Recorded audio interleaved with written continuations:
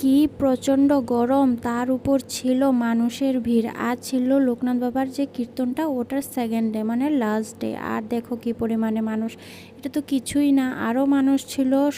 সবাই বাইরে দাঁড়িয়েছিল, কেউ কেউ বসেছিল।